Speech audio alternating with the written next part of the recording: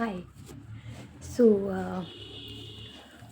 मैंने मैंने रिसर्च पढ़ी थी, इसके अंदर लिखा हुआ था कि 75% जो वीमेन होती है ना, वो मतलब अपने आप को ना बहुत अकेला महसूस करती है most of the time after marriage.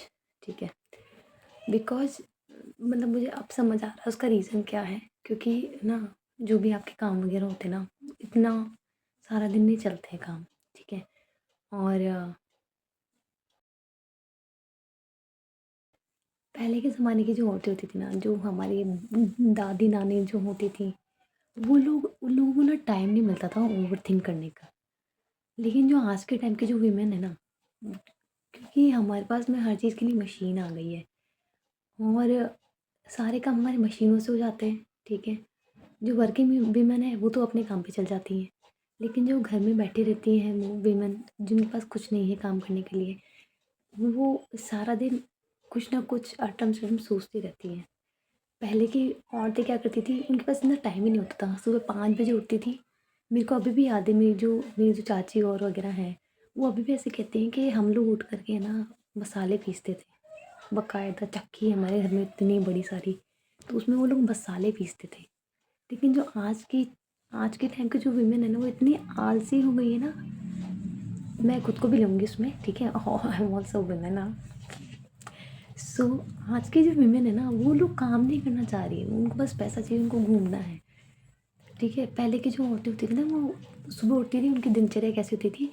वो सुबह उठती थी, है ना, मसाले वगैरह पीसती होंगी, गाय का दूध वगैरह निकालती थी। ठीक है, और चारा वगैरह डालना। फिर उनके हस्बैंड जो भी हैं, किसान हैं या काम पे जाने वाले हैं, जो भी हैं वो काम पे जाते थे।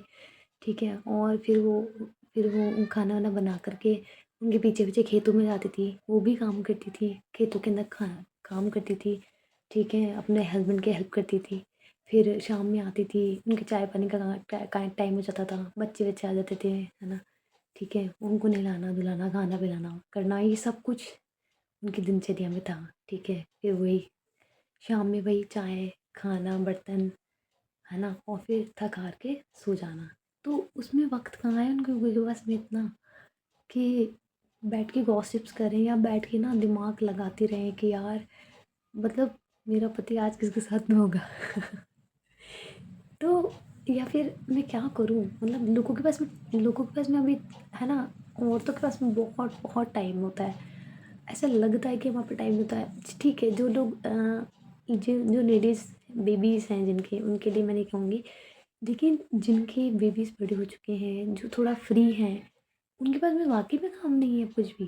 क्योंकि हमारे सारे काम हो जाते हैं, हम सुबह उठ गए, हमारे काम हो गए सारे। ठीक है ना, खाना बर्तनों के लिए मशीन आ गई, कपड़े धोने के लिए मशीन आ गई, साफ़ सफाई के लिए मशीन आ गई, हर चीज़ के लिए मशीन आ गई। हमने अपने हाथों को काम ही नहीं लेने दिया है। ठीक है, सो आज आज के टाइम, और फिर क्या करती हैं औरतें, फिर पड़ी पड़ी बस अपना कमरा और अपना पलंग, सो जाती हैं और ओवर थिंक करती रहती हैं सारा दिन कि क्या करें, हमारे पास तो कुछ है ही नहीं। और फिर बेचारा पति आता है थका हारा, उसको भी शायद उम्र की माथाफोड़ियाँ, वो इतना परेशान होके आता है। फिर आप उनको तब इतना ओवर रिएक्ट करते हो कि मैं तो यहाँ पड़ी रहती हूँ सारे दिन भर, आप मुझे घुमाने नहीं लेके जाते हो, आप मुझे ऐसे नहीं करते हो, आप शिकायतों का पिटारा लगा देते हो उसके आगे। तो क्यों है, क्योंकि वो इकलौता एक आदमी जिसको आप बोल सकते हो, क्योंकि और कोई चारा ही नहीं है आप लोगों के पास में।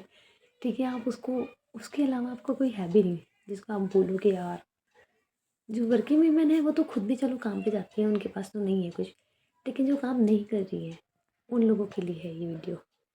So please share with that कि, ठीक है, अगर आप, मैं ये नहीं बोलूँगी मशीनों का काम मत लो, आप लो मशीनों को काम में लो, आप दर्जन भर के कपड़े धोते हो, आप मशीनें काम में लो, लेकिन आप अपने लिए कुछ नई चीज़ें या कुछ नई स्किल्स सीखो, या आप कुछ नई चीज़ें सीख सकते हो। जैसे पेंटिंग हो गया, आप गाना डांस, आप कुछ नई स्किल्स सीखो।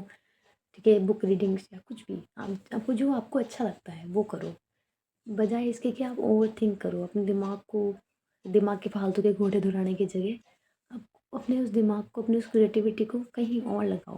और अब तो इतनी अच्छी अच्छी अपॉर्चुनिटीज़ आ गई हैं, सोशल मीडिया है, इतनी सारी चीज़ें हैं, तो कितनी सारी चीज़ें हैं। So thank you so much for watching, और मेरा मन करा इसको ये बताने का आप सबको, क्योंकि कभी-कभी मेरे साथ भी होता है। तो मैंने तो अपना तरीका ढूँढ लिया है, आप अपने तरीके ढूँढो, नए स्किल्स सीखो, बहुत सारे ऑप्शंस होते हैं और आजकल बहुत सारी चीज़ें हैं सीखने को। तो do not overthink. Thank you so much for watching, मिलते हैं नेक्स्ट वीडियो में।